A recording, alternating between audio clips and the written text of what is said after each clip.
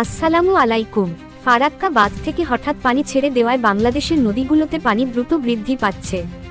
বিপদের মুখে পড়েছে নিম্নাঞ্চল।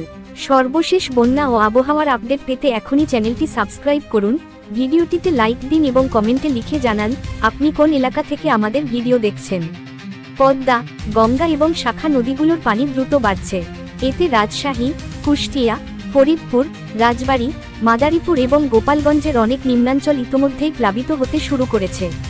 পানি উন্নয়ন বোর্ড জানিয়েছে, আগামী কয়েকদিনে নদীর পানি আরও বাড়তে পারে, যা বন্যার পরিস্থিতিকে আরও গুরুতর করে তুলতে পারে।